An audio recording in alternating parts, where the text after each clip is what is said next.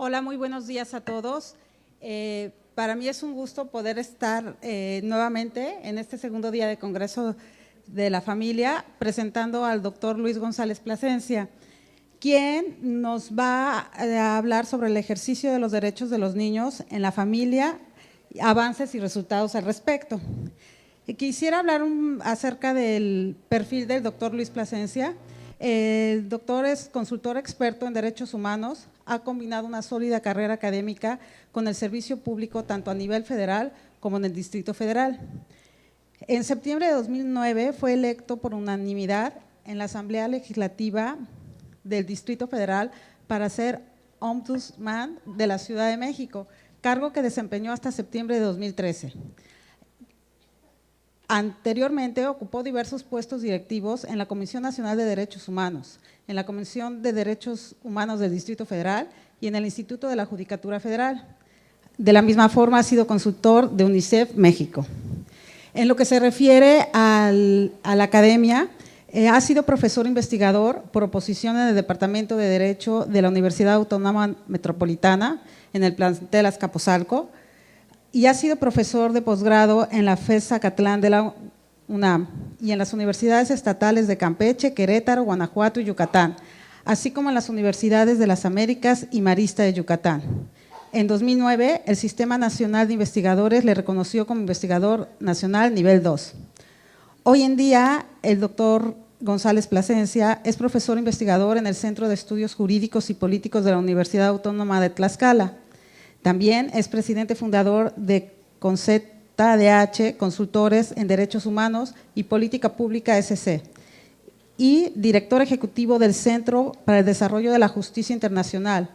Actualmente es miembro de la Junta Directiva de la Universidad Autónoma de Guanajuato y forma parte también del Comité Doctoral en el Instituto Nacional de Ciencias Penales. Participa como colaborador de la primera emisión del noticiero de Antena Radio del Instituto Mexicano de la Radio. Ha impartido más de un centenar de cursos y conferencias en foros locales, nacionales e internacionales y es autor de una decena de libros y más de 50 artículos especializados, aparecidos en periódicos de circulación nacional, así como en revistas nacionales e internacionales, siempre en temas relacionados con los derechos humanos. Dentro de sus más recientes publicaciones están la obra en 3 volúmenes, Derechos Humanos, Actualidad y Desafíos, coordinada junto a Julieta Morales, así como el libro Violencia y Modernidad, en coautoría con Julio César Calá. Comentaba hace un momento que el tema que vamos a ver es el ejercicio de los derechos de los niños en la familia. Es importante destacar que hablar de los derechos de los niños implica en un primer momento situarlos en el ámbito familiar, que es la primera instancia para conocerlos y aprender a ejercitarlos de manera responsable.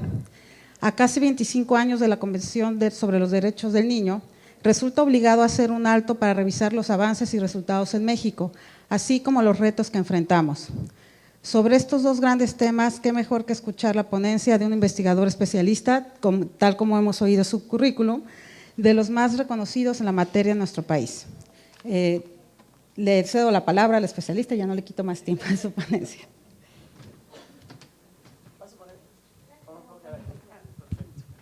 ¿Qué tal? Pues muy buenos días a todas y a todos. Me da muchísimo gusto estar acá en este congreso y bueno, agradezco por supuesto al DIF nacional, al DIF local y a todos los organizadores por la invitación que me han hecho para compartir con ustedes este espacio. Bueno, pues yo quisiera partir de un punto con el que me encuentro cotidianamente cada vez que hablamos de los derechos de la infancia. Uy, ahora no sirve. Ahí está.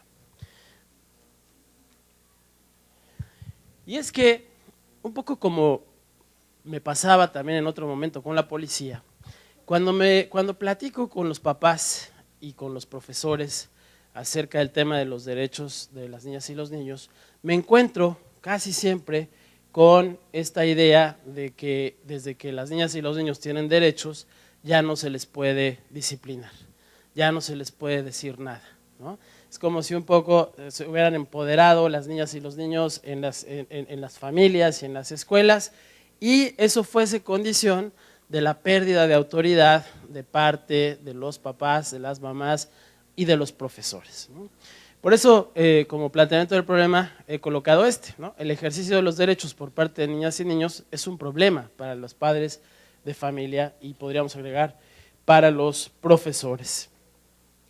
Sin embargo, la investigación que se ha realizado alrededor del tema permite más bien hipotetizar que los derechos de niñas y niños llegan a ser problemáticos más bien en función del tipo de familias, ¿no? Y del tipo de entornos en los que estos niñas y niños se desarrollan. De ser cierta esta hipótesis, más que atender, digamos, a las niñas y los niños como problema, lo que tenemos que revisar son los entornos familiares y los entornos escolares en donde las niñas y los niños conviven. A manera de simplemente expositiva, podríamos pensar en 4 contextos de autoridad, ¿no? Que se dan tanto en las escuelas como en las casas, que como todas las caracterizaciones, pues tiene matices, ¿no? Desde luego no estamos hablando de tipos rígidos, pero sí podríamos tratar, digamos, de encontrar algunos rasgos en cada uno de estos contextos que pueden ayudarnos a entender cuál es el tema principal con los derechos de niñas y niños en la familia. Hemos ubicado 4, ¿no? El primero es el de una familia rígida, religiosa, ¿no? Como hay muchas en nuestro país. Ahí estamos hablando de un tipo de familia que antepone la religión a la tradición e incluso a la ley, ¿no? Si quisiéramos caracterizarla de algún modo, ahí diríamos que el tipo de autoridad se funda en la idea de que todo se realiza en el nombre de Dios, ¿no? O en el nombre de la iglesia, y estamos hablando de cualquier tipo de fe, no solamente de la católica, también de la católica desde luego, pero esto puede ocurrir en cualquier tipo de fe. Es interesante observar cómo se anteponen estos órdenes, cómo se construye el orden dentro de la propia familia, porque la intención ahí es desde luego la de plantear la idea de que ni siquiera es un tema de los padres, sino es una obligación de los padres el regir la conducta de las niñas y los niños de acuerdo con un orden superior, ¿no? De un orden que está cifrado probablemente en códigos canónicos, en mandamientos, en principios que tienen un carácter eminentemente religioso. Si quisiéramos caracterizar no solamente a las familias, sino a los entornos más amplios, podríamos ver que aquí convergen también las sociedades altamente conservadoras, ¿no? Las sociedades en donde el tema religioso se impone incluso por encima de la tradición y por encima de la ley, ¿no? Desde esa perspectiva, por ejemplo, algunas tradiciones son vistas como paganas, no son por lo tanto compartidas, o algunos estilos de vida también son condenados por no formar parte de aquellos que permite esa visión religiosa de la sociedad. Y si nos fuéramos al extremo, eso se corresponde con un tipo de Estado que podríamos denominar teocrático, ¿no? Un Estado en donde hay una confusión entre la moral, la religión y la ley, y donde la autoridad, igual que en el caso de la familia, deviene precisamente de un orden superior. Otro tipo de familia quizá más común en nuestros entornos es la familia patriarcal. Esta familia se basa más bien en la tradición, ¿no? Coloca la tradición, se apoya de la religión y eventualmente se apoya de la ley para construir el orden al interior de esta familia. Estamos hablando de familias rígidas también, pero acá en lugar de que la fundamentación venga de la religión, esta viene de la autoridad del padre, ¿no? El padre juega una figura fundamental, el padre es quien decide qué es lo que hay que hacer o no hay que hacer en la casa, de acuerdo con roles estereotipados y con ideas acerca de cómo deben ser las hijas y los hijos, de cómo deben ser en el futuro inclusive, ¿no? Cuál es el rol que deben de desempeñar en el futuro. Hablamos tanto en este contexto como en el anterior de situaciones en las que las niñas y los niños prácticamente pertenecen, ¿no? Hay una noción patrimonial acerca de las hijas y los hijos en las familias. Los padres son garantes de que las hijas y los hijos se comporten de conformidad con las reglas que se establecen, en el caso de la familia patriarcal, con las reglas patriarcales. Cualquier desafío a esa visión de patriarcalista es sancionado, ¿no? O eventualmente es corregido, pero también puede implicar la exclusión. Recordemos como ejemplo de este tipo de arreglos familiares, situaciones en las que, por ejemplo, un adolescente se embaraza, eso ofende al padre, ¿no? Fundamentalmente cuando una adolescente se embaraza, la ofensa es directamente al padre, ¿no? Y el padre termina expulsando a la niña del entorno familiar, ¿no? Otra versión podría implicar la necesidad más bien de identificar en esos comportamientos desviados dentro de la familia, significados como desviados dentro de la familia, la necesidad de corregirlos a través, por ejemplo, de organizaciones asistenciales, eventualmente también de organizaciones religiosas. Estas familias encuentran, digamos, apoyo en sociedades de tipo autoritario, ¿no? Es decir, sociedades en las que también el rol de la tradición es fundamental, que no se nos desvíen los roles que se han sido asignados para mujeres y para hombres. Las mujeres a la casa, ¿no? Al cuidado de las niñas y los niños, y los varones pues más bien como proveedores, digamos, son los que van a tener que hacerse cargo de una familia. Y el tipo de Estado que se correspondería con esta sociedad y familia es un Estado asistencial de corte paternalista, ¿no? En mucho todavía nuestro Estado mexicano se comporta de esta manera, ¿no? ¿Qué quiere decir esta visión asistencial patriarcal? Que ven necesidades en las personas, ven en las personas sujetos vulnerables, ¿no? Es decir, con debilidades intrínsecas, ¿no? Que requieren de ser ayudados, asistidos, para que se rehabiliten, para que se recuperen, para que se resocialicen, para que regresen al seno de la sociedad, con el riesgo de no hacerlo, entonces pueden ser excluidos, pueden ser separados. Un tercer tipo de arreglo, de contexto de autoridad, es el que podemos llamar tolerante e indiferente, ¿no? En este caso, la ley cuenta, pero es la ley en términos formales y siempre hay también una cierta visión utilitaria acerca de lo que vale la ley. Aquí empezamos a escuchar hablar de derechos, en este tipo de entornos empezamos a escuchar hablar de derechos, pero esos derechos no son vistos de acuerdo con sus contenidos, sino más bien en función de sus formas, de su expresión formal dentro de la propia ley. Y tanto la tradición como la religión pueden jugar para apoyar en un momento dado las decisiones de este tipo de familia y de entorno. ¿A qué me estoy refiriendo con tolerante e indiferente? Al tipo de familias que se deshace del cuidado de los niños, por ejemplo, a partir de la idea de que ahora ya tienen derechos, pues ahora que se las arreglen solos, ¿no? Allá ellos. Los dejamos un poco a merced de otras formas de socialización que son las que van a ir determinando cómo ellos van avanzando sin que haya una participación activa de la familia, hasta el momento en el que la situación se vuelve problemática, ¿no? En ese momento la familia interviene, pero no hay un interés efectivo por el derecho de las niñas y los niños, sino más bien el interés es el de resolver un problema para la familia, fundamentalmente, no necesariamente un problema para el niño o la niña. Las sociedades que son convergentes con esta visión son estas sociedades de libre competencia, ¿no? Bajo la idea de que competir es fundamental, hay que sobresalir, hay que tener éxito sin importar el costo que ello implique. Y el tipo de Estado pues son los estados neoliberales, ¿no? De carácter también libertario. Los derechos valen, todas y todos tenemos derechos, pero no hay una preocupación de fondo por las desigualdades, ¿no? Por el punto de partida, por la situación desigual materialmente hablando en la que viven las personas. Y finalmente el cuarto tipo de contexto de autoridad es el que he denominado respetuoso. ¿Sí? Ahí otra vez aparecen los derechos, pero los derechos tienen valor en función de sus contenidos, no solamente en función de su expresión normativa. Por eso los derechos están por encima de la ley, ¿no?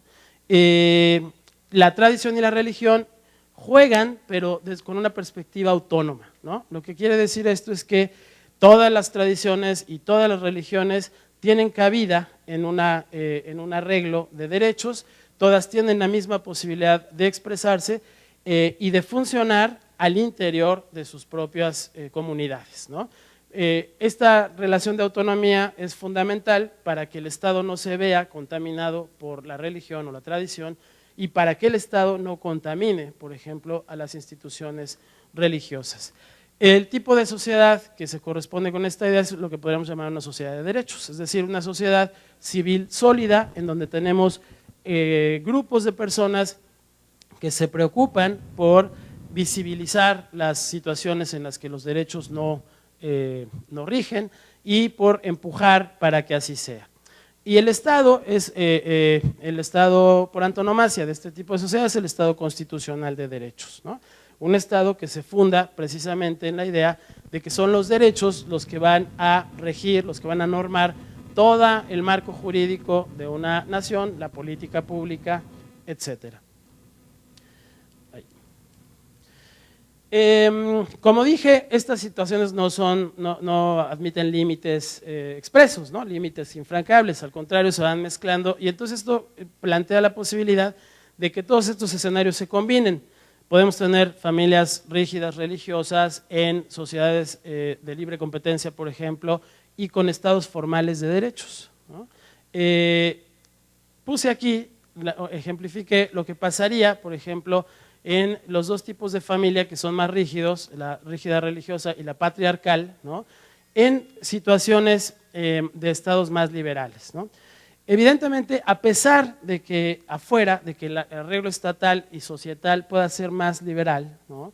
Si la familia es una familia rígida, las posibilidades reales de que se ejerciten los derechos al interior de esa familia se ven extremadamente limitadas, ¿no?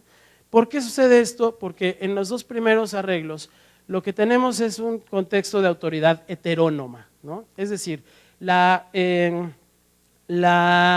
normas de conducta de niñas y niños y en general de las personas que viven en sociedades o que pertenecen a familias de esta naturaleza, las normas de conducta vienen dadas desde afuera, ¿no? O bien por el orden divino o bien por la tradición, en el caso que estamos planteando, la tradición patriarcal, ¿no? Esta manera, digamos, de connormación heterónoma lo que implica es que las personas no son autónomas, ¿no? Es decir, el orden les viene de afuera y un presupuesto fundamental para que los derechos puedan ejercerse es la noción de autonomía, ¿no? La posibilidad de que cada quien se vaya construyendo y se vaya imponiendo su propio orden. Si ese orden viene de afuera, entonces la posibilidad de los derechos se cancela, ¿no? Si aquí, por ejemplo, en este escenario tuviéramos que seguir una regla que no depende de mí ni de ninguno de nosotros aquí, la posibilidad de que ustedes actuaran autónomamente no estaría dada, ¿no? Tendrían que actuar y connormarse de acuerdo con esa regla que viene, digamos, externamente, ¿no? Entonces, aunque en el contexto exterior esa posibilidad de autonomía y de libertad esté planteada, si en estas familias la rigidez no permite, ¿no? Que los derechos se ejerzan, entonces esos derechos simplemente no valen. Es como si les cerráramos la puerta, a pesar de que afuera tuviésemos un entorno de derechos, en la familia cerramos la puerta a esos derechos y en la familia rige lo que nosotros decimos. En muchas ocasiones seguramente ustedes habrán escuchado ese tipo de argumento, ¿no? Afuera lo que sea, de mi casa para adentro mando yo, ¿no? Por la razón que sea, porque soy el padre o porque represento una visión religiosa, trascendental, como ustedes quieran. El tema es que al interior de la casa se ponen las reglas de la casa, ¿no? Todavía hasta hace relativamente poco tiempo eso era posible y era común, ¿no? Pero en la medida en la que nos fuimos aproximando a un Estado constitucional de derechos, que es el caso de México hoy, formalmente hablando, desde el verano de 2011, cuando la reforma en materia de derechos humanos se aprueba, ¿no? Estos espacios cerrados incluso empiezan a poder ser penetrados, ¿no?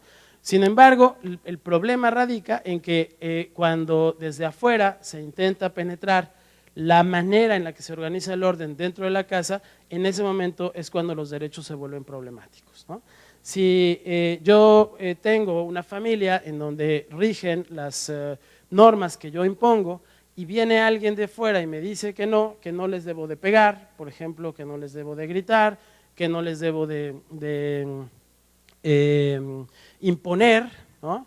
Entonces, en ese momento, las niñas y los niños que empiecen a tratar de ejercer sus propios derechos van a resultarme problemáticos, ¿no? Van a confrontarme, van a resultar, digamos, en una suerte de atentado contra la autoridad de quien impone las reglas adentro de la casa.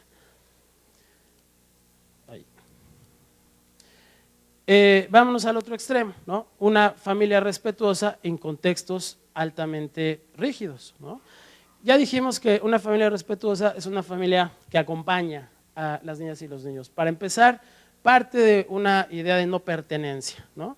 Las niñas y los niños son sujetos de derechos plenos, ¿no? No nos pertenecen a nosotros como padres, ni le pertenecen tampoco a la familia. La familia es más bien, como decías tú hace un momento, el entorno en el que ellos van a aprender a ejercer sus derechos.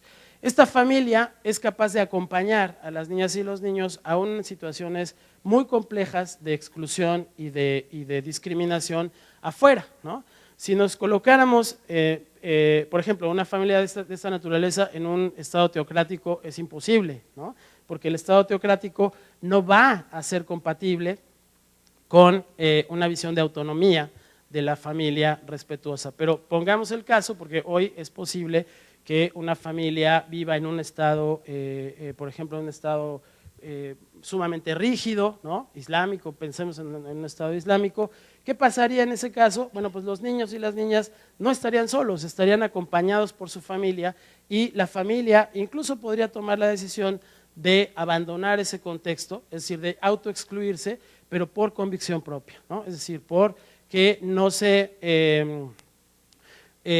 siente, sabe que en ese contexto los derechos de sus hijas y sus hijos no van a ser respetados, ¿no? Lo mismo pasa en contextos autoritarios, eso es mucho de lo que vemos hoy en un país como el nuestro, ¿no? Tenemos sociedades muy conservadoras, tenemos todavía estados muy autoritarios en donde la dificultad para ejercer los derechos de las niñas y los niños es muy alta.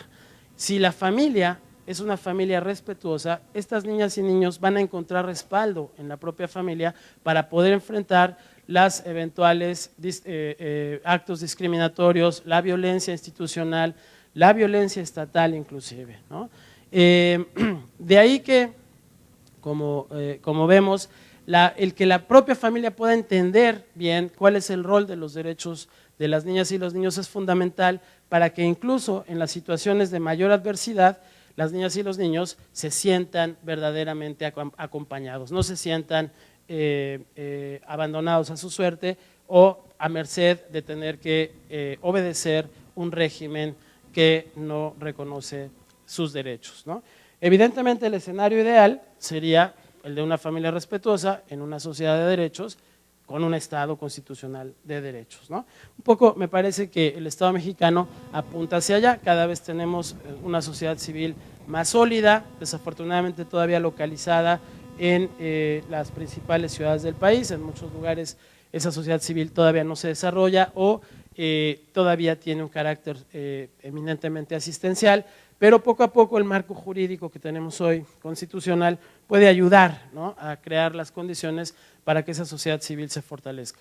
Pero lo que es fundamental es que sean las familias las que puedan empujar esta visión, ¿no? Si la familia se cierra a la posible apertura que genera un marco constitucional como el que tenemos ahora, ¿no?, si la familia se cierra a la posibilidad de entrar en comunicación con la sociedad civil, con una sociedad civil respetuosa de los derechos humanos, entonces, a pesar de ese entorno, lo que vamos a tener son todavía contextos de irrespeto de los derechos de la infancia. Por eso es fundamental entender que los derechos son de las niñas y de los niños, no de sus padres ni de sus familias, ¿no?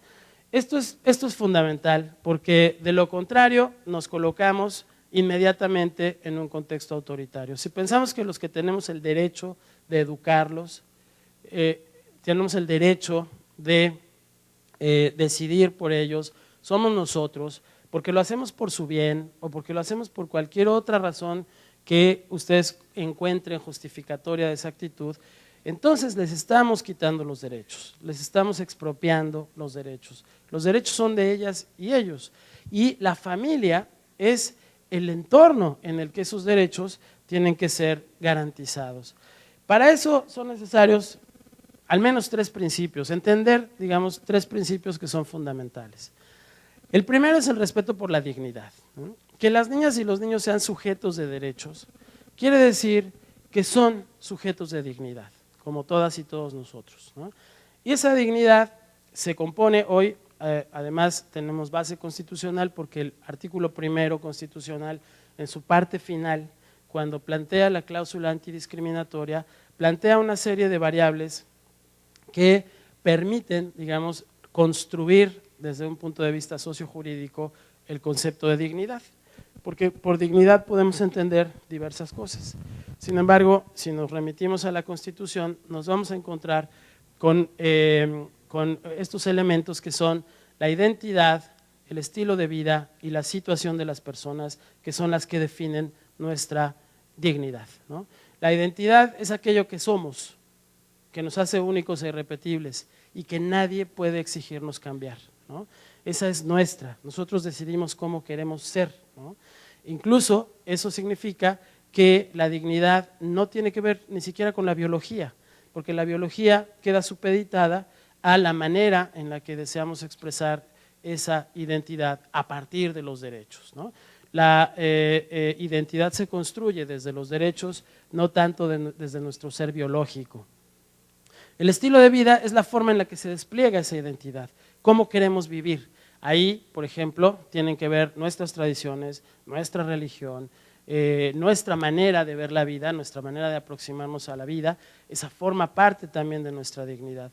Y la situación en la que estamos, es decir, la situación material, ¿no? Las desigualdades que marcan las dificultades para que las personas alcancen sus derechos. Si esa situación no se toma en cuenta, entonces los derechos quedan en un plano estricto de formalidad. Si se dan cuenta, estos 3 elementos nos forman como seres humanos. ¿Quiénes somos? ¿Cómo queremos ser? ¿No? ¿Cómo queremos desplegar nuestro ser? Y desde dónde partimos, ¿no? Y plantean obligaciones estrictas para los estados que se transmiten también, desde luego, a las familias, ¿no? Las obligaciones son de 2, podríamos ubicarlas en 2 vertientes. Una obligación de no intervención que se da respecto de la identidad y del estilo de vida. El Estado no puede ni debe decirnos cómo ser, ¿no? Ni tampoco puede ni debe decirnos cómo vivir. Si eso lo trasladamos a la familia, ¿no? Eso implica que la obligación de padres y madres tiene que ver con crear las condiciones para que los niños y las niñas puedan ir creando su propia identidad, puedan ir construyendo su propia identidad, no a partir de lo que nosotros queremos que sean, ¿no? Sino a partir de lo que ellos, con los elementos que les estamos dando, van eligiendo ser, ¿no? Sus estilos de vida, por ejemplo, si en una familia carnívora, voy a poner un ejemplo extremo, ¿no? Pero en una familia carnívora, la niña o el niño nos sale vegetariano, ¿no? Esta idea de respetar el estilo de vida tiene que ver con poder armonizar la vida familiar para que ese niño o niña pueda cumplir con su deseo de no comer carne, ¿no? De hacerse vegetariano, con independencia de lo que nosotros pensemos respecto del bien o mal que eso les ocasione, ¿no? Y la situación, en el caso del Estado, implica ahora una obligación de hacer, ¿no? Una obligación de intervenir, porque el Estado no puede tolerar las desigualdades, no debe tolerar las desigualdades. Eso significa que los enfoques de infancia suponen que el Estado tiene que ir ahí al lugar en donde más vulnerabilidad hay. Por cierto, hace ratito dije que los estados asistenciales construyen sujetos vulnerables, ¿no? Es importante hacer una reflexión sobre ese tema de la vulnerabilidad, porque esa idea remite a que esa vulnerabilidad es intrínseca de las personas como personas débiles, ¿no? Personas como vulneradas, que es una cosa diferente, ¿no? Alguien que ha sido vulnerado es víctima de otro, de la decisión de otro. Las desigualdades, de alguna manera, son productos de la vulneración, no de la vulnerabilidad, ¿no? Es una cosa totalmente distinta y nos cambia el enfoque. Porque entonces la obligación del Estado no es la de atender a las personas vulnerables, sino más bien la de resolver las situaciones de vulneración, ¿no? Es decir, la de resolver las desigualdades que permitan crear equidad económica, social, cultural, religiosa en las personas y desde luego también en las familias, ¿no? Si eso lo trasladamos a la obligación familiar, bueno, es más sencillo de entender todavía porque evidentemente ninguno de nosotros quiere que nuestros hijos estén en una circunstancia desigual, ¿no?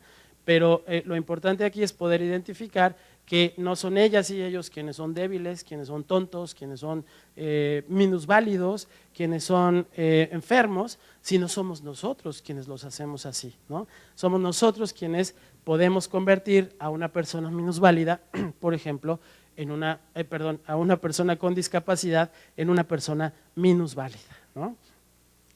El interés superior de infancia, que lo que significa es que antes de cualquier otro orden, ¿no? Si nos fuéramos a esta previa donde ponemos derechos, ley, tradición, religión, allá al final, ¿no? Habría que poner derechos de la infancia primero, después derechos de los demás, ¿no?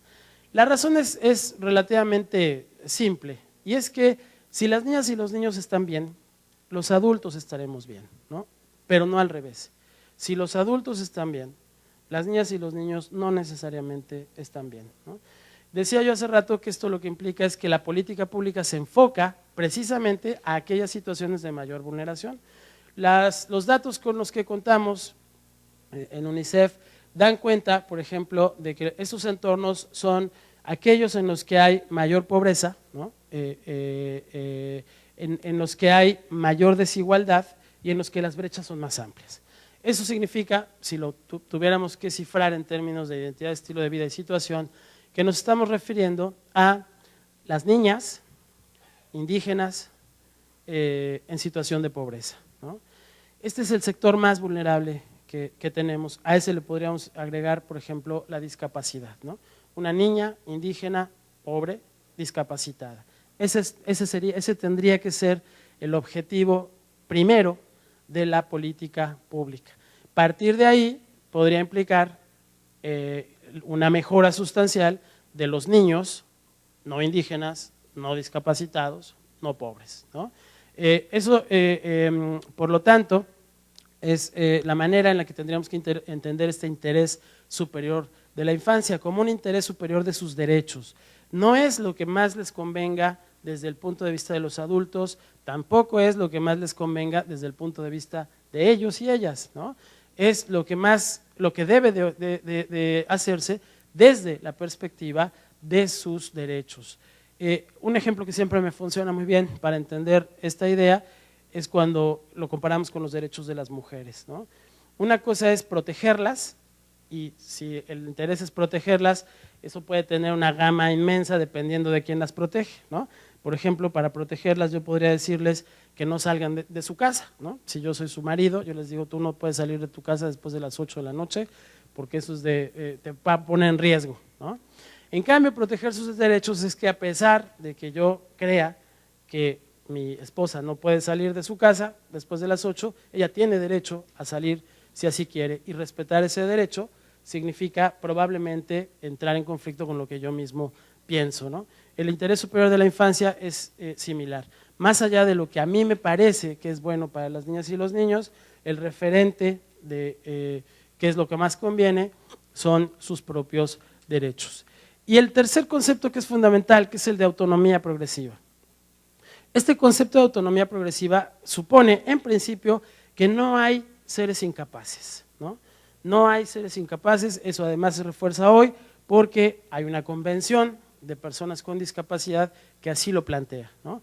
Con mucha frecuencia en nuestro país existe una tradición, incluso jurídica, de considerar a las niñas y los niños como seres incapaces, ¿no? Pero no, yo les pondría una prueba. Pónganse frente a un teléfono celular o una tablet, ¿no? Sin ver las instrucciones, a ver quién entiende primero cómo utilizarlo, ¿no? Ahí se van a dar cuenta que ese concepto de capacidad es relativo, ¿no? Entonces, la Convención de Derechos de la Infancia parte de la idea de que no hay seres incapaces, ¿no? Lo que pasa más bien es que el contexto de autonomía es el que va creciendo conforme las personas van incrementando sus posibilidades de socializar. Evidentemente, si son chiquitos y gatean, pues no van a salir a la calle a tomar un autobús, ¿no? Tenemos que llevarlos nosotros necesariamente. Pero en la medida en la que van pudiendo, en la que van creciendo, ese ámbito de autonomía se va a ir extendiendo. Y esta idea de la autonomía progresiva lo que supone es que somos los padres y las madres quienes tenemos que colocar las circunstancias para que ellos vayan siendo autónomos. No es posible hacerlos autónomos si partimos de una visión heterónoma, ¿no? Si partimos de la idea de que me tienen que obedecer, ese mensaje de que me tienen que obedecer no es un mensaje de autonomía, es un mensaje de heteronomía. ¿Eso qué quiere decir? Que el niño lo que va a aprender es que después tendrá que obedecer a alguien más, ¿no? Que después tendrá que obedecer a su jefe o a su esposa o a su esposo, en fin. En cambio, si el mensaje es un mensaje de autonomía, lo que vamos a enseñar es, lo que les vamos a enseñar es a decidir, ¿no? Ahí es importantísimo ver que hay un conjunto de derechos que la Convención plantea que son necesarios para que esta condición de autonomía progresiva se dé. Por ejemplo, el acceso a la información, ¿no? Tenemos que ser conscientes de que hoy vivimos en un contexto que está planteado al menos por estas variables, ¿no? Un contexto de libre mercado, aquí todo se vende, todo se compra, ¿no? Incluso las personas. El problema que tenemos actualmente en México de trata de personas, por ejemplo, tiene mucho que ver con esta problemática. Una alta exposición a la información, ¿no? Las niñas y los niños basta con que tengan acceso a una computadora para que obtengan información de lo que quieran, sin que necesariamente medie ningún tipo de control. Como ya decíamos, la pobreza y las brechas de desigualdad, que son desafortunadamente muchas en nuestro país. La alta migración que tenemos, no solamente me refiero a la migración indocumentada, que en México es un problema grave y que implica violaciones de derechos humanos importantes para los niños de familias migrantes, ¿no?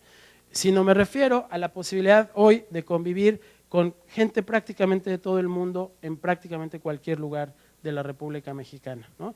Basta con que vayamos al súper y nos vamos a dar cuenta de que hay personas que vienen de Corea, de Japón, de otras personas que vienen del Medio Oriente, personas que vienen de Sudamérica, de muchos lugares, ¿no? Lo cual implica intercambios y aperturas que nosotros no vamos a poder controlar. Nuestras hijas y nuestros hijos van a convivir paulatinamente cada vez más con otras culturas, con otras visiones.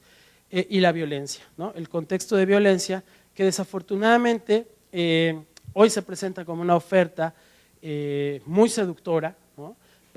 Sobre todo para las y los adolescentes en contextos en los que ganar dinero pronto y rápido se convierte en un incentivo, a pesar de que ellas y ellos saben que eso puede costarles la vida en el corto plazo, ¿no? Desafortunadamente yo he tenido la experiencia de hablar con jóvenes que están en una situación de relación con la criminalidad organizada y lo que dicen es así de crudo, ¿no? Prefiero vivir pocos años y bien, ¿no? Que vivir una vida larga instalado en la pobreza, ¿no? Eso quiere decir que nos está faltando generar expectativa, ¿no? Ese rol del que hablábamos hace rato de la familia, de colocar estas situaciones, estas circunstancias para que las niñas y los niños vayan adquiriendo autonomía, no significa dejarlos por su lado, no significa que como ya tienen derechos, pues allá ellos, ¿verdad? Que se las arreglen solos, porque esas niñas y niños van a caer en otros contextos a partir de la desinformación que los pueden llevar desafortunadamente a la trata de personas o a la criminalidad organizada inclusive, ¿no? Se trata, por lo tanto, de ser realistas, de ponernos en el lugar en el que estamos frente a todas estas circunstancias y ayudarlos a seleccionar la información, a procesar la información que obtienen, a buscarles nosotros mismos esa información, es decir, a tener un rol activo en toda esta posibilidad que ellos tienen de adquirir información por donde sea, de relacionarse prácticamente con cualquier persona, incluso personas que no conocen a través de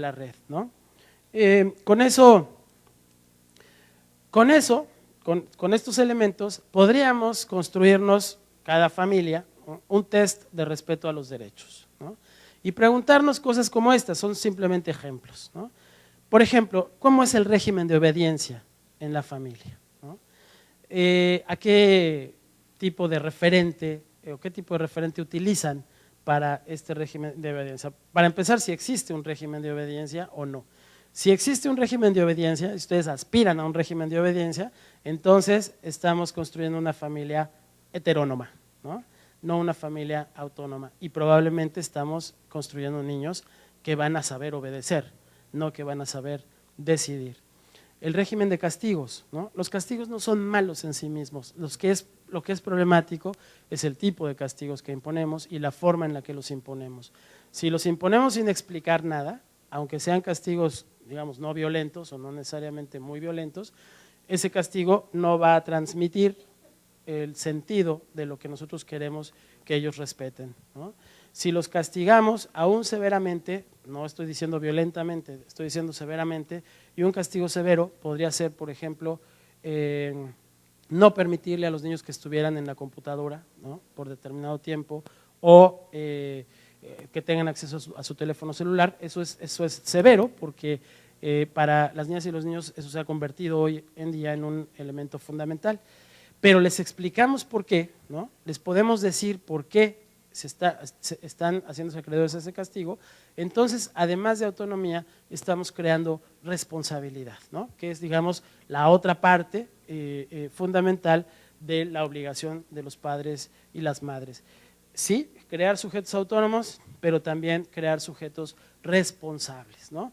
Niñas y niños responsables, que sepan que sus comportamientos tienen consecuencias y que esas consecuencias lo son para otros, pero también para sí mismos, ¿no?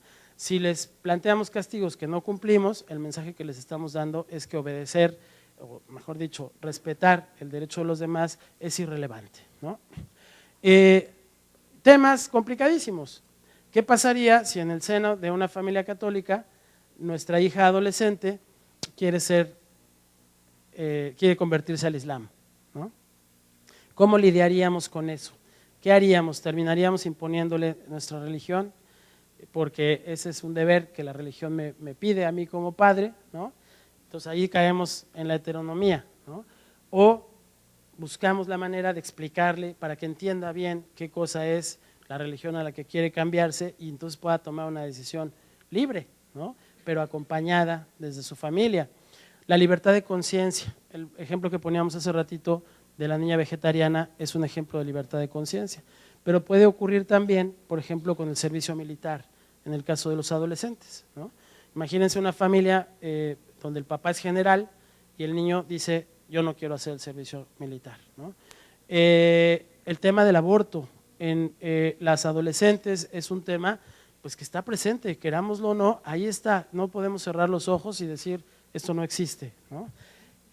Hoy en México, en el Distrito Federal, el aborto es legal, pero en la mayor parte de los estados de la República no lo es, ¿no? ¿Cómo nos posicionamos en esa circunstancia con nuestra hija, si nuestra hija se embaraza y quiere abortar? O la orientación psicosexual, ¿no? Otro tema que es muy complicado y que desafortunadamente la falta de comprensión en el seno de la familia, la intolerancia y la rigidez que se puede generar, pues ha implicado que estos chavos salgan, ¿no?, o chavas salgan y por su cuenta tengan que arreglarse la vida sin el apoyo de la familia, con todos los riesgos que se implica, incluyendo el riesgo de perder la vida, porque desafortunadamente nuestra sociedad es todavía una sociedad muy homofóbica, ¿no? Y no son pocos los casos de jóvenes gays que son muertos a palos, ¿no?, a golpes, por personas que se sienten ofendidas por la orientación psicosexual de estos jóvenes. Me gusta la idea de un test, ¿no?, porque esto lo que implicaría es ver al interior de nuestras familias, pero podríamos hacerlo también al Estado, ¿no?, a ver cómo las políticas públicas se plantean para ver si pasamos este test de los derechos, ¿no? Desde luego, una sociedad de derechos es una sociedad ideal todavía, ¿no?, pero es una sociedad posible. Lo que tendríamos que lograr es que en un mayor porcentaje nuestra sociedad, nuestro Estado y nuestras familias fueran de derechos, ¿no? Eso además no implica la cancelación de otras posibilidades, porque, por ejemplo, siendo respetuosos con las creencias, con las tradiciones de familias que son muy tradicionales, ¿no? Esas familias tradicionales también caben en una sociedad de derechos y no al revés, ¿no? Las familias de derechos no caben en los estados y en las sociedades conservadoras, se las ven de manera muy difícil, ¿no? Pero en los estados de derechos sí caben también las familias conservadoras y las familias altamente religiosas, por supuesto con los costos y ventajas que eso tiene en la decisión de cada una de las familias. Como conclusión podríamos decir que el ejercicio de los derechos de niñas, niños y adolescentes depende de que sus padres y familias los garanticen, ¿no? Es decir, el problema no está, como empezamos diciendo, en las niñas y los niños. El problema está en que los derechos de ellas y ellos nos exigen más, ¿no? Y que ahí la elección que tenemos que tomar y las consecuencias que tenemos que asumir, en su caso, es si nos vamos por el camino más fácil de la imposición, de la violencia, ¿no? De la cancelación de los derechos de ellas y ellos, o decidimos tomar el camino más difícil sin duda, que nos requiere de más aprendizajes, que nos requiere de un esfuerzo mucho mayor de respetar sus derechos.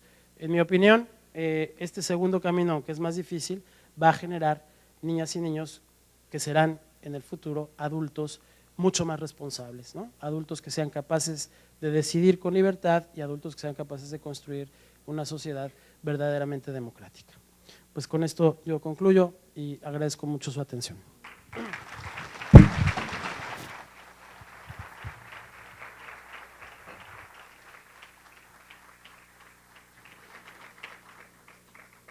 No sé, en primera dar las gracias al doctor González Plasencia por la magnífica exposición que nos dio acerca de los derechos de las niñas y de los niños, temas que tenemos que entender, que está en nosotros los adultos, en el núcleo familiar, garantizar el derecho de los mismos.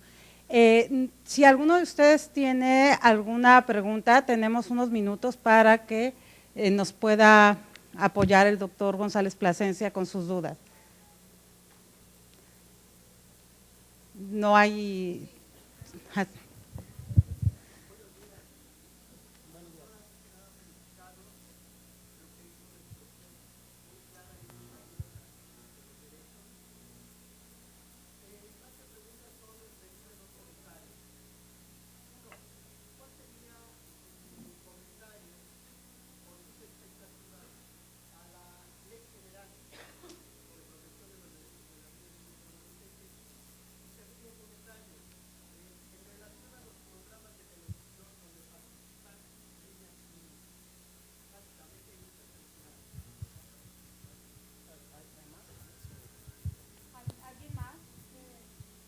Aquí la señora.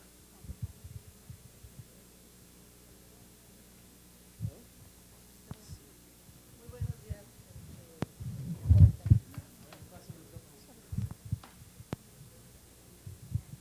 De la misma manera que me antecede la persona que habló, excelente participación la de usted.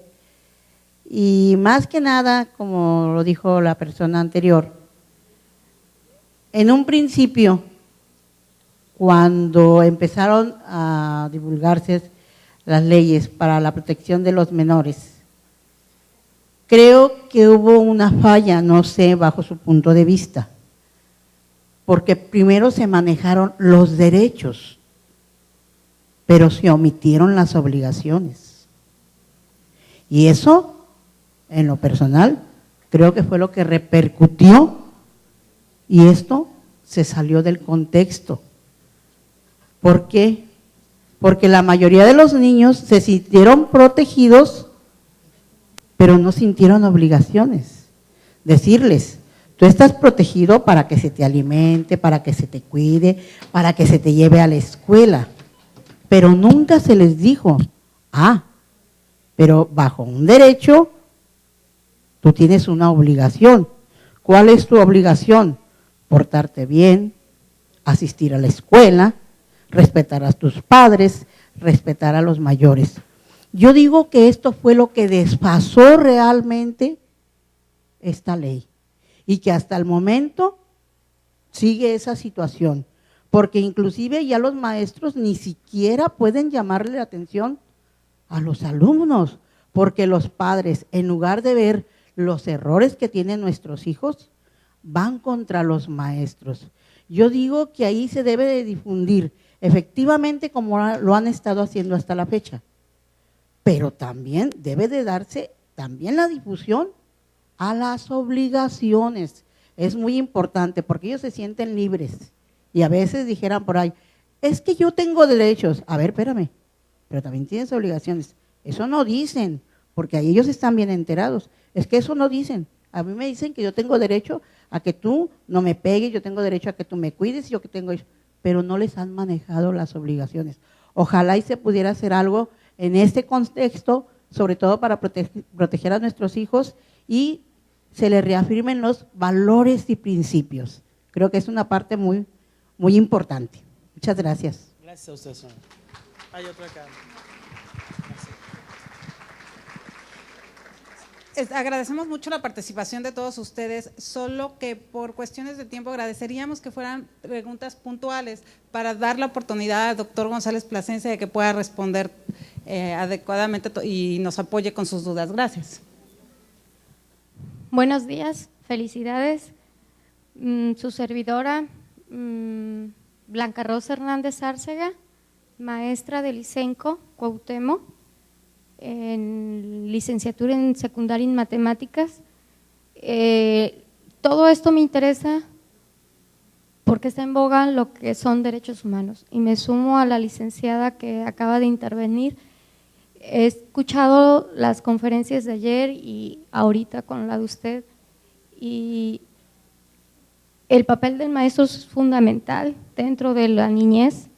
Yo estoy formando a los futuros docentes y me preocupa el hecho de que sientan esa libertad que se volvió libertinaje en el sentido de que no se les puede ni tocar, no literalmente, sino no se les puede llamar la atención a solicitarles, a invitarlos, a exhortarlos a que sean ellos alumnos de calidad.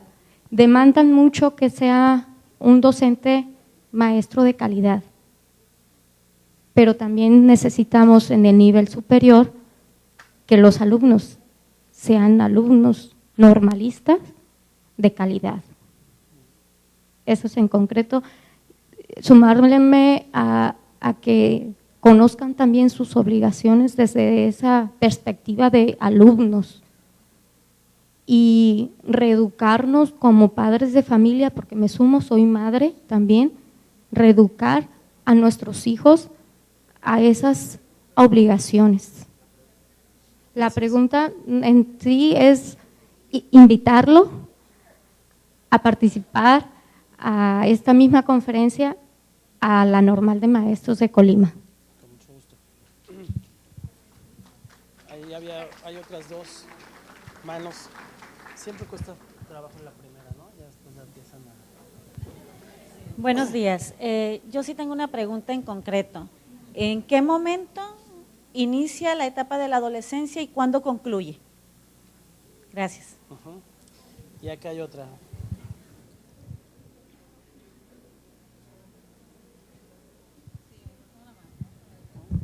Buenos días, José Barajas, psicólogo. Muy interesante su charla, la plática que nos viene a dar. Veo la imagen que tenemos aquí como logo del 5º Congreso y veo enmarcados 3 modelos de familia, ¿sí? Lo que es mamá, papá, hijos, papá, hijos, mamá, hijos.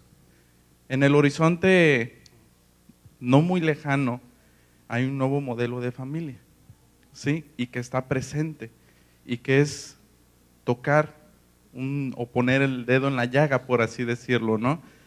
En el respeto de los derechos, cómo se enmarcan los derechos de los niños sin transgredir los derechos humanos de las personas con preferencias sexuales diferentes. Un nuevo modelo que está en el horizonte, cómo enmarcarse sin transgredir ambos derechos. Gracias. Voy a empezar de atrás para adelante para tratar de responder. Es importantísimo lo que acabas de plantear porque efectivamente existen muchos más modelos de familias. En México, por ejemplo, hay muchas familias monoparentales, muchas familias en donde el papá se fue porque emigró y se quedó la mamá acá, pero son monoparentales formalmente porque en realidad esas mamás suelen estar apoyadas por la tía, por la abuela, etcétera, ¿no? O sea, contextos en donde los niños y las niñas crecen en familias con dos mujeres, por ejemplo. Y eso nos lleva directamente al tema de los matrimonios igualitarios, ¿no? No están en el horizonte.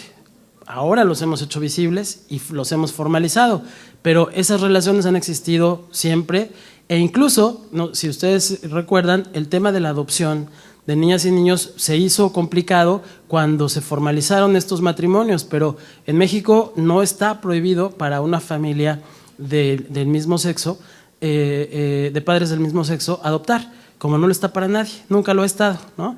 Se convirtió en problemático cuando se visibilizó el tema. Eso quiere decir que ya hay familias que tienen de dos mujeres o de dos hombres que tienen hijas e hijos que adoptaron o incluso que son de una de las mujeres, de una de las parejas mujer, ¿no?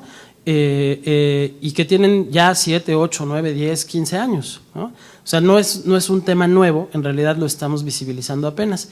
Lo importante aquí es ver que esa no es una condición que permita sustraerse, por ejemplo, de cualquiera de los 4 contextos, de tipos de familia que vimos acá, ¿no? Porque podemos tener una familia heterosexual sumamente rígida, una pareja heterosexual, un matrimonio heterosexual sumamente rígido y por lo tanto que esté transmitiendo violencia a los hijos e hijas, y podríamos tener una familia formada por 2 varones, ¿no? Por un matrimonio entre 2 varones o 2 mujeres que fuera, por ejemplo, extremadamente rígida también, ¿no? Entonces, por eso es importante aquí que el compromiso de la familia, de la naturaleza que sea, ¿no? Como esté conformada esa familia, que debemos respetar, por supuesto, es el de entender que los derechos son de las niñas y de los niños, ¿no? Y que tienen que construir con independencia de si son 2 mujeres o 2 hombres o una sola mujer, tienen que construir ese contexto de respeto por esos derechos, ¿no? Sobre la pregunta de la adolescencia, me voy rápido porque ya me pusieron un cartelito.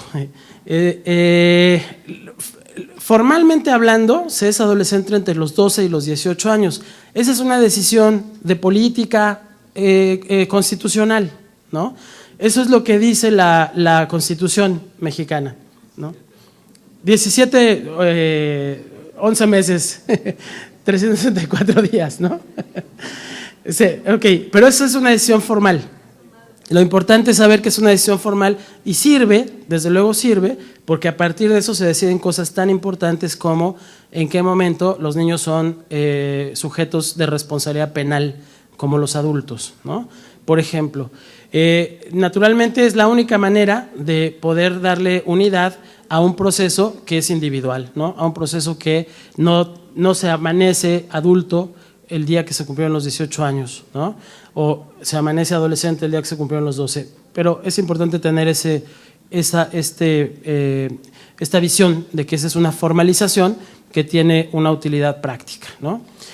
La preocupación que encuentro en las demás intervenciones tiene que ver con el problema que planteamos al principio, ¿no? Es decir, esta idea de que los derechos son problemáticos.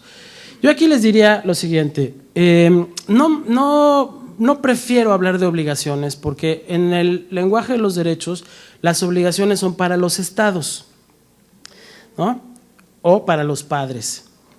Es decir, la obligación le toca al que es garante de los derechos. Pero eso no significa que no debamos construir relaciones en las que se establezcan compromisos. Si ustedes quieren llamarles obligaciones, Lo importante es identificar que en este proceso de construcción de la autonomía progresiva, no solamente es un tema, como dije, de crear sujetos autónomos, sino de crear sujetos responsables, ¿no? Y esas responsabilidades se construyen con la familia, con el entorno, con las amigas y los amigos, con la pareja, ¿no? Por ejemplo, pensemos en el gravísimo fenómeno de la violencia en el noviazgo, ¿no? Y preguntémonos hasta dónde son las propias familias, las tradiciones familiares, las que van creando la idea de que el novio tiene que ser celoso, de que el novio no puede dejar que su novia ande por ahí libre, ¿no? Hay que controlarle el celular, hay que ver cómo se viste. Si esas cosas las transmitimos, entonces estamos transmitiendo actitudes que se van a conformar en violencia. Si por lo contrario, lo que creamos es un sujeto masculino que sepa entablar una relación respetuosa con una mujer, ahí estamos creando un compromiso, ¿no? Un compromiso de respeto. Y eso lo podríamos llevar a los compañeros y compañeras, a las personas adultas, por supuesto, el tema es que no podemos enfrentar derechos y obligaciones ni de una manera en la que decimos solamente hablamos de derechos y no hablamos de compromisos, ¿no? O de una manera autoritaria en la que decimos las obligaciones van a irte formando, ¿no? Son esas obligaciones las que te van a ir formando. Ya dijimos que si esa es la visión, lo más seguro es que creemos sujetos obedientes, ¿no? Yo creo que la pregunta es si queremos que nuestros ciudadanos del futuro sean ciudadanos obedientes o más bien que sean ciudadanos que sepan decidir libremente, ¿no? Libre e informadamente. Y la última cuestión, que fue la primera, no he podido ver el texto de la ley. Ya recibí una llamada de alerta de algunas organizaciones, ¿no? Pero este test que ahora hemos hecho un poco aquí de abuelo de pájaro, se puede aplicar a la propia ley, ¿no? Es importante que esa ley recoja lo que la convención plantea. Si no es convergente con la convención, pues entonces habrá que decirlo y habrá que buscar la manera de armonizarla con la convención, ¿no? Es un pendiente que tengo, me llegó ayer o antier el texto, pero no lo he podido leer. Y sobre la participación de los niños en la televisión, bueno, creo que ese es un contexto que poco se ha explorado y que tenemos que ver, porque ahí se conjugan varias cosas, ¿no? El glamour que plantea la propia televisión, esta idea de que hacerse estrella es una buena idea, pero ese puede ser un contexto de explotación laboral que no observamos, ¿no? Incluso, desafortunadamente, a veces con participación de los padres, que se convierten en los managers de estas niñas y niños, ¿no? Bueno, yo esperaría haber respondido sus cuestionamientos y me da muchísimo gusto haber podido platicar con ustedes. Y la invitación la acepto. Okay.